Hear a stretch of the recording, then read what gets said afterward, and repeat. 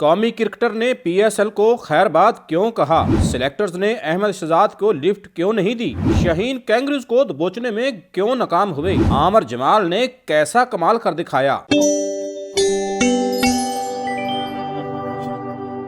چھکوں چوکوں کی برسات سے قبل ہی پاکستان سپر لیگ سے جڑے قومی کرکٹر نے اچانک بڑا فیصلہ کر کے شائقین کرکٹ کو حیران کر دیا۔ عالمی سطح پر پاکستان کی نمائندگی کرنے والے جارحانہ بلے باز احمد شہزاد نے پی ایس ایل سے دل برداشتہ ہو کر ریٹائرمنٹ کا اعلان کر دیا۔ احمد شہزاد نے سماجی رابطے کی ویب سائٹ پر لکھا ہے کہ مجھے کیوں سلیکٹ نہیں کیا گیا، جلد سب کچھ سامنے لے آؤں گا۔ قومی کرکٹر کا کہنا تھا کہ ڈومیسٹک کرکٹ کھیلتا رہوں گا مگر پی ایس ایل نہیں کھیلوں گا، پاکستان کرکٹ ٹیم کے لیے دستیاب ہوں، موقع ملا تو کھیلوں گا۔ احمد شہزاد نے سوشل میڈیا پر ایک دل برداشتہ نوٹ لکھا اور کہا، سوچا تھا کہ رواں سال یہ نوٹ نہیں لکھوں گا، ایک اور ڈرافٹ گزر گیا لیکن وہی پرانی کہانی، اللہ ہی بہتر جانتا ہے مجھے کیوں پک نہیں کیا گیا۔ وہ پلان کرتے ہیں پھر اللہ کا پلان ہوتا ہے اور بے شک اللہ بہتر فیصلہ کرنے والا ہے۔ خبر ٹائم کے مطابق پاکستان سپر لیگ کے 9ویں ایڈیشن کے لیے ڈرافٹ 2 روز قبل لاہور میں ہوئے تھے، جس میں پی ایس ایل ٹیموں نے ڈرافٹ میں کھلاڑیوں کو اپنی ٹیم کے لیے پک کیا تھا، تاہم کسی بھی ٹیم کی جانب سے احمد شہزاد کو پک نہ کیا گیا۔ دوسری طرف کینگروز نے شاہینوں کے سامنے رنز کا پہاڑ کھڑا کر دیا۔ خبر ٹائم کے مطابق کئی مواقعوں پر شاہینوں نے کینگروز کے آسان کیچ ڈراپ کیے۔ پرتھ کے واقع کرکٹ اسٹیڈیم میں میزبان ٹیم نے کھیل کے دوسرے روز اپنی پہلی نامکمل اننگز کا آغاز 346 رنز 5 کھلاڑی آؤٹ سے کیا۔ آسٹریلیا کو چھٹا نقصان 411 رنز پر ایلیکس کیری کی صورت میں ہوا، جنہیں عامر جمال نے بولڈ کیا، جبکہ مچل سٹارک بھی 9 رنز بنا کر عامر جمال کی گیند پر بولڈ ہوئے۔ کھانے کے وقفے پر مچل مارش 90 اور پیٹ کمن 9 رنز کے ساتھ وکٹ پر موجود تھے، لیکن کھانے کے وقفے کے فوری بعد مچل مارش نروس 90s کا شکار ہو گئے، انہیں خرم شہزاد نے بولڈ کیا، جبکہ 481 کے مجموعے پر عامر جمال نے پیٹ کمنز کو بھی سلپ میں کیچ آؤٹ کروا دیا